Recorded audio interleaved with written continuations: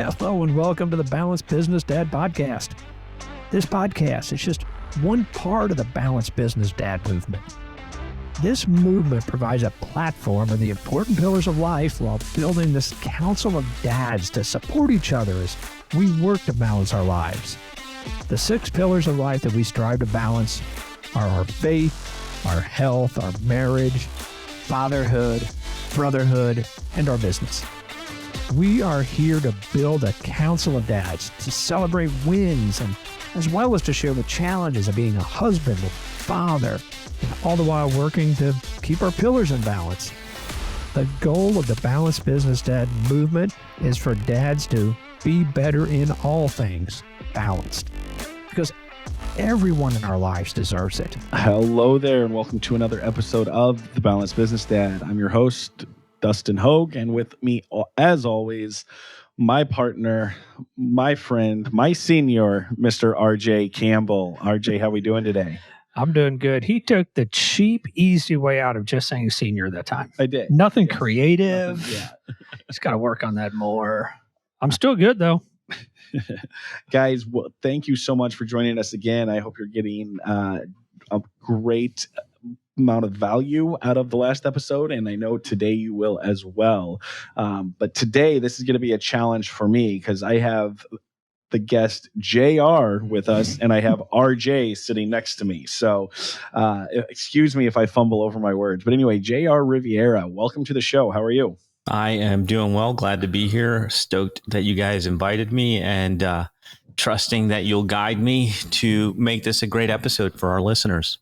Yeah, I love that. So we'll definitely give it a shot. So, JR, we always like to start about who the man is, right? So tell us kind of who you are, what you're doing in the world today, and then we backtrack. But tell us a little bit about yourself today. Man, I don't know. I'm still figuring myself out at 45 years old. Absolutely. I can tell you that I'm not the man I was a month ago, 3 months ago, or 3 years ago, but it's always changing. And I guess we'll start with this to set everything up for the episode. I believe quite simply that the right words from the right person at the right time can change a life. And I know we've all experienced it, whether we were reading a biography, watching a documentary, or reading the Bible. We've gotten those words that have changed our life. And I am fortunate enough to have the privilege to do that as a business and as a service to the world. My work is magnifying the messages of people who are bringing God's light and God's goodness to the masses through podcasting. And so that's where I'm at right now. My pillars of purpose, so that you guys know, are faith, family, fitness, and finances, in that order. And anywhere you guys want to go with this, within those parameters, I'm happy to go. I love it. Well, let's just start kind of what you're doing right now. You say you help magnify people's messages through podcasts. So explain that a little bit more to us. I was lucky, man. Well, it depends on how you look at it, right? I had a... We'll be the judge of that. I had a real estate business in 2008 that tanked, and I lost everything. And I could have given up. Thank God I didn't. I started rebuilding. And through that rebuilding process, I had to rebuild who I was as a person, because I used to be a blue collar worker. I didn't know anything about business. And here I am doing real estate investing and flipping houses and rentals and all this stuff, figuring things out. I wasn't really a business person. I was just an operator who was pretending and got my butt handed to me. And I had to rebuild. And part of that process was re-educating myself. And I was fortunate that some friends at a real estate investment group put me onto this thing called Audible. Because at the time, I wasn't a great reader. And Audible, I could just listen. And I thought, this is magnificent. I can now listen to books. And I went down that path for a while, read books that way, and stumbled upon something called iTunes and podcasts. And this was way back in 2008, or actually before that. This was like 2006, 2007 when I started getting into it. And I was like, whoa, what's an entrepreneur? Whoa, what's marketing? Whoa, what's internet business? I went down this path where I learned a ton through podcasts, and I started meeting people through podcasts. And eventually it became my business. We're running the podcast factory today. And the idea is that we're working with good people, coaches, consultants who have a good message, positive message to help our listeners have a better life. And I actually had my life improved by podcasts and by audiobooks. And now I get to do that for other people every single day. And it's such a blessing. And it gets me out of bed every single morning excited. Wow. How cool is that? Yeah, that's really cool. I mean, I'm a huge reader, huge fan of Audible as well, and really just started getting into the podcast world. Besides us doing ours, RJ is a huge podcast listener, but I love how, because it served you in so many ways and the value you got from it is kind of why it sounds like you leaned into this to help other people get their message out there. That's really terrific. I love that. So you work with other people to help get their message out. But I want to back up because 08, I'm a real estate investor too. So I still am. I started after 08. So I'm going to say I'm the blessed one there. But that's always a challenging time for people. And I love how you said that you had to reinvent yourself. And yet, we talk so much about on the show going through the dark times where we're out of balance, right? In your pillars of purpose, which I love that. How did you get back on track? What was it about Audible? What was the defining moment, or did you have a defining book or something to help pull you out of that? I'm going to put my notes aside and we're just going to go with this. Absolutely. I think we're really good at just not, we don't know where we're going. That's the fun of this. Yeah, I dig it. And I want to give you guys a real look. And so that was my first big failure. And the thing is, you take big risks and there's going to be some failures. And I took the big risk of leaving my sure paycheck in the blue collar world, which wasn't much, leaving that security I had and going into real estate, borrowing lots of money and losing everything. I mean, at that time we lost everything. I lost my house. Dad lost his house, and it was a mess.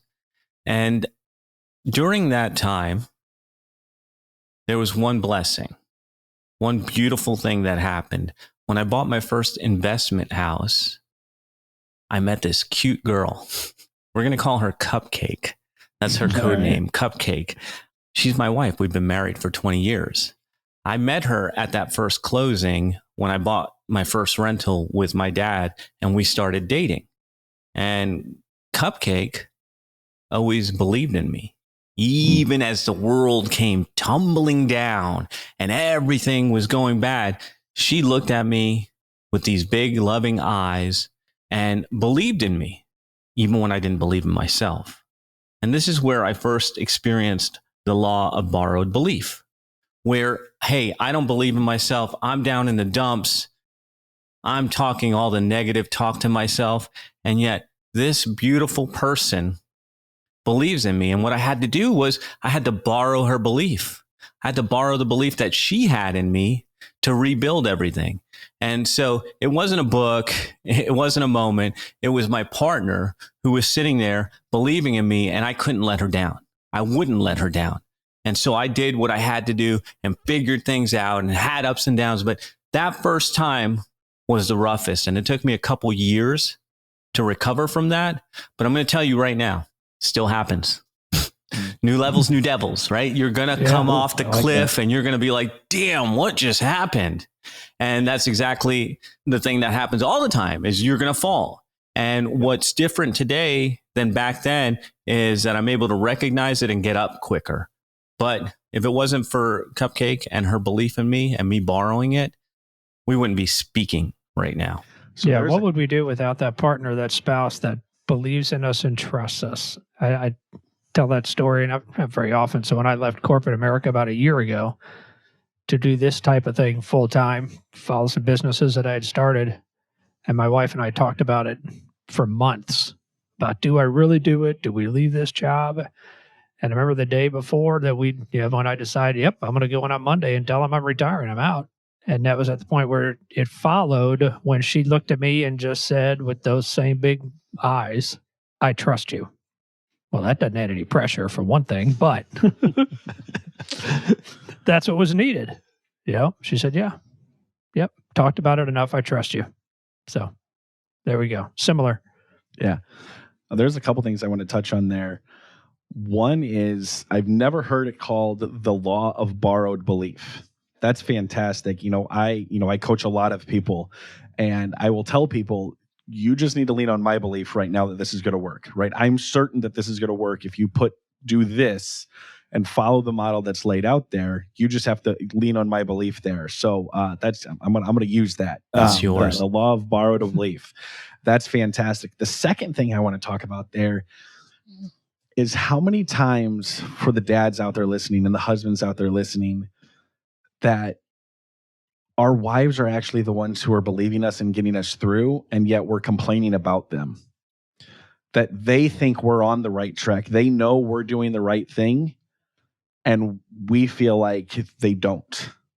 That they're holding us back. I've talked to so many other people like that. Oh, well, my wife's not going to let me. My wife doesn't believe in me. No, your wives are the one there that are pushing us through. You're too blinded by your own actions to really see your partner and what they're doing for you. So I love the transparency there and admitting that, because that is huge. I know out of the 9 businesses I'm running right now, none of them would be possible without my wife. That's it, man. So, it's about the partner you pick. That's a huge piece of it. That's huge. I love that. So getting through that, your partner there, how did we get into helping the people with their message on the podcast? Because being a real estate investor, flipping houses and honing rentals is a little bit different from that. So how did you get into that world? So there's this thing that I think separates the winners from the losers in life. I mean, you can disregard it if you want. It's going to sound stupid simple, and it is. But I think that people need to ask themselves, we need to ask ourselves better questions. And so when I was doing the work as a blue collar worker, and I became a foreman, and I was running jobs and running crews and running guys older than me, and I'm like, what? I mean, some people would celebrate that. This is it, man. I'm running jobs. I got the crew. This is it. But for me, I got there and I looked at these older guys and I asked myself, is this it? Is this all there is in the world? Is this what I'm doing? I'm 20 something and I'm running 60-year-old guys. Is this it? And so I think that the people that live lives of purpose are constantly asking themselves, is this it? And so for me, it wasn't it. The blue collar work wasn't it.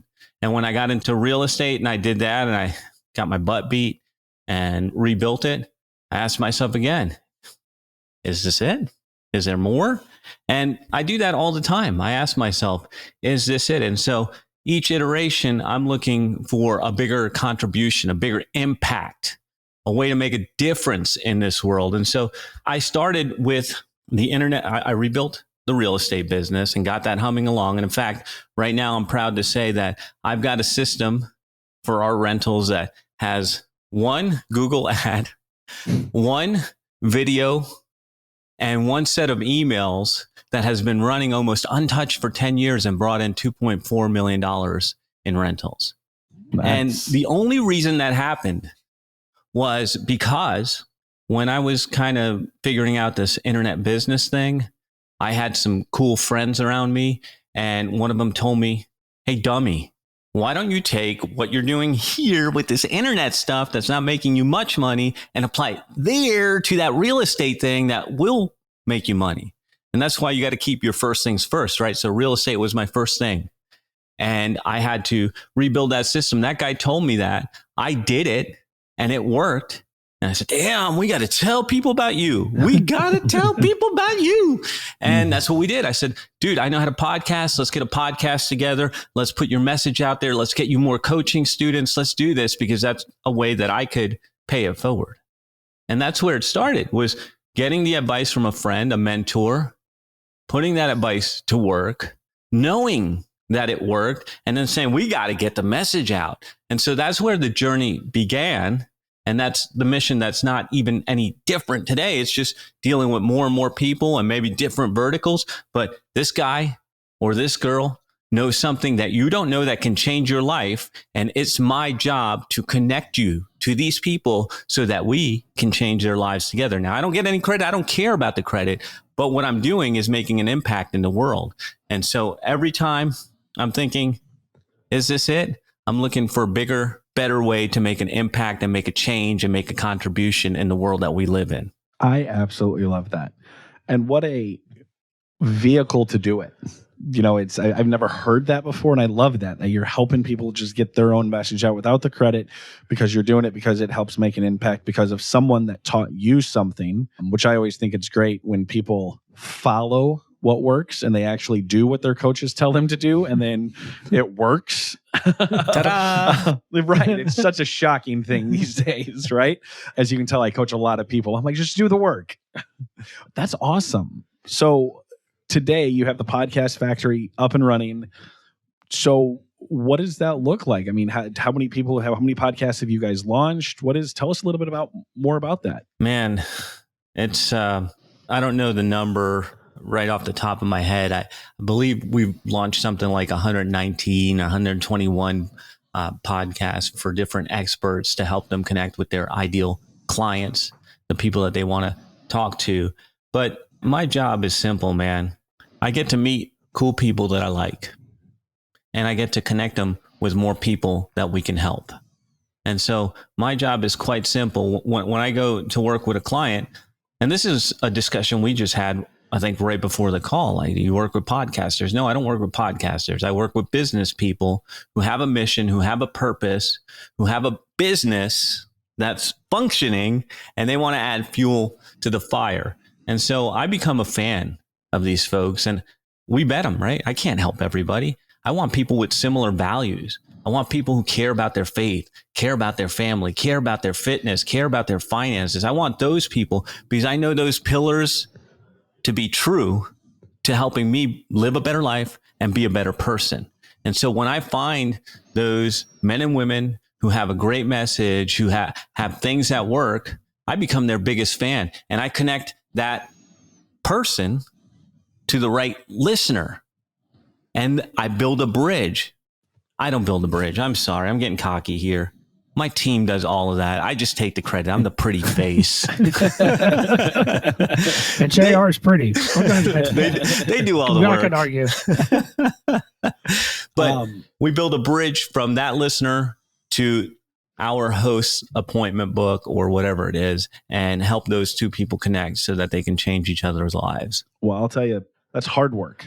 Right. Someone who obviously, we've been doing the podcast, then, that it's work to get it out to the right listeners. It's interesting because, I'll talk kind of frankly about us. We started this podcast to impact other business dads. There was not the movement behind the podcast before we started the podcast.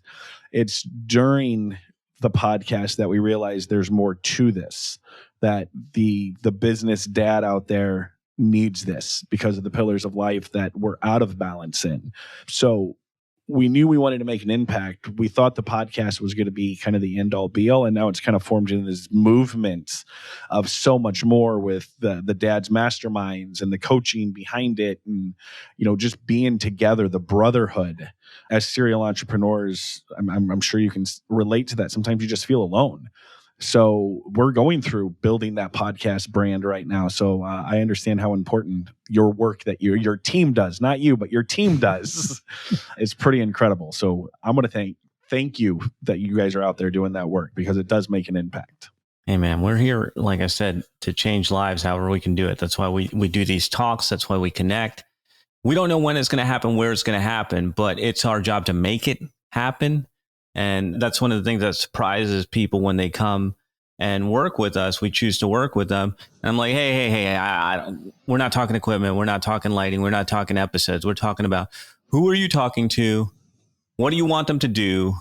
And how do we get them to do that? We build a framework before we ever record a single word. And then I'm trying to tie this into their bank account, and they're asking me about downloads, and I'm asking them about dollars. Right. And they're like, whoa, who are you, man? I'm like, I'm the guy that's going to supercharge your bank account through this podcast, but we have to connect the pieces, make sure we're talking to the right people, saying the right thing, and putting them in the right place. Love that. Cool. That's really, really good. One of the things I want to mention, and I always hog it, and then I'll let RJ talk. But I don't have any questions by the time he's done. Anyways. but I love how you talk about your 4 pillars of purpose, which obviously we relate to those. We just have 6, but they all intertwine. So where did that come from? Where was that taught? Where did you learn that? Where did those come up in your life? Trial and error. That's where they came from, right? I can give our listeners some practical advice on how they may find these for themselves. And it's quite simply in gratitude. And so I started years ago. I started in 2010, something called a gratitude journal. And every morning and every night, I took 5 minutes and wrote 5 things I was grateful for. And what happens is, and I challenge you, listener, to do this right now. Every morning, every night, 5 things you're grateful for. What's going to happen is by day 4, 5, 6, 7, you're probably going to start repeating yourself. Mm-hmm. And I'm going to encourage you to push on, little soldier, because those things that you keep repeating are going to be your pillars of purpose. And you're going to figure out whether it's that cup of coffee in the morning or a kiss from cupcake or whatever it is, you're going to figure out what's important to me, what matters most to me. And so through that exercise and through the years that I've been doing it, I've been refining and refining and refining. And I've had those for a while: faith, family, fitness, finances. The only real changes in the last couple of years was the order of them. And so I realized faith moved to the very top because I am here to serve the man upstairs, to do his work, to make this world a better place. And everything trickles down from that. So faith, when I have that in place, I'm able to better be a leader for my family. I'm able to share wisdom with them. I'm able to pour into them. So our whole family is down with faith, grace before meals, nighttime prayers, morning rosary, all that stuff. So I found that really powers me up to faith. Family is our duty as men. Men take care of their families. That's not an option. And so my family is right there being taken care of. And part of that care is a faith. And then my temple right here, this body that God gave me, I am thanking him every day by pushing it. Whether I'm in the gym, whether I'm walking, whatever, I'm taking care of this body he gave me to make it strong so that I can do his work and so that I can take care of my family. And then what I found was when I get those 3 pieces right, and I start my day with those 3 pieces, then the finances seem to take care of themselves because I have a clear mind, a clear conscience, and I'm ready to do work when I get in here. Yes, love it. There's the balanced business dad right there. Right. I don't know about balance, but I try. We always say we're never truly balanced, but we're always trying to. Yeah. Yeah. Sure. But what I love that is how you show up in one area of life is how you show up in all the others, right? You talked about it, faith being the most important. Everything else is kind of gonna follow in line with that. So I love that. That's amazing. RJ, what kind of questions you got for him? I have a question. I was just going to laugh because yours came through trial and error and ours came from a night in a bar. Get it? 100% true. That's where we talked about the pillars. That's where the 6 pillars were invented. Right there on a napkin and a menu in a bar. Beautiful. So, yeah. So same thing though. 2 guys, dads, husbands, jobs, balance. So I don't really have any more questions. This was really good. I just, the big question to you is, where do we find you? What else, how do people learn more about this great stuff that you're doing? I love the podcast factory and what you had mentioned earlier. I don't work with podcasters. I work with business people who want to use a podcast as a tool, which is kind of what we're doing. We didn't even realize it until you said that. We're not really podcasters, but tell us more. How do we find you? Give all that good stuff. You guys took the long cut. I'm the shortcut, right? You figured it out. You backed into it, which is fine. I mean, that because you guys are working together, you were supporting each other and making it happen. But I like to give my people a shortcut to say, hey, this is what this thing does. So let's do that. But there's a couple things. Number one, we're about bringing the light, leadership in good and hard times, bringing the light to people's lives. And if you need some light in your life, if you need some motivation, if you need a new perspective, come by the podcast factory, look at the client showcase, pick a show, cover art that resonates with you and listen. There's hundreds of them. You can listen to all these shows or some of them, but I'm sure there's going to be somebody there that resonates with you. That's number one. That's how I'm giving to the world. Number two, maybe you've got a message. Maybe you've got a mission. Maybe you want to get it out there and connect and bring the light to other people. That's our specialty. I'm the strategy guy. The team does all the work. I get all the credit, but you're going to be the one that we're going to shine the light on. Same thing. thepodcastfactory.com. Check out our services and book a call. So those are 2 ways. Same website. You can get in touch. Awesome. Well, guys, you heard that. This was an amazing episode. I took a lot of notes, but I always like to say what my favorite thing from the call are the episode always is, and that law of borrowed belief. I love that because I don't realize how much I use that, where I'm believing in somebody else and vice versa. They're believing in me as, we're coaching these business dads into being purposeful. So I love it. RJ, go ahead and close us out. Yeah. So we say every time, guys, thank you so much for listening. This podcast is, I don't know, maybe it's a little weird to say it's our gift to you, but it is. This is out here to help the dads, the hardworking entrepreneurs. So the way you can help us keep this going, give us a rating or a review that gets it be found by other dads that are looking for this same thing.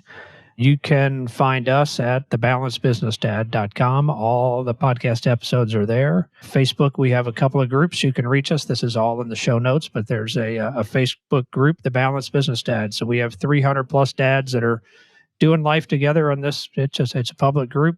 Reach out. We'll invite you in and share a little bit. And then Dustin will talk a little more about the Dad's Mastermind group that we have, which is the Dad Up Council. Yeah, guys, it's time to dad up, right? So we have a business dad mastermind where we meet a couple times a month virtually. We will have in-person events, retreats. Our next retreat is the first weekend of May in beautiful Lesterville, Missouri, where it's 30 men getting together to really talk about life. And I saw marriages saved on the last one. I saw families saved, health saved. I mean, it was pretty amazing thing. So be on the lookout for that. But you can go up to the dadupcouncil.com. dadupcouncil.com, and that's all about the business dad mastermind, where we help dads go from owning a job to maybe owning a business, where they can have a little bit more balance and be a little bit more present in all these pillars in life that we talk about. So guys, we'll see you on the next episode, and we'll talk to you next week. Have a great one. Thank you.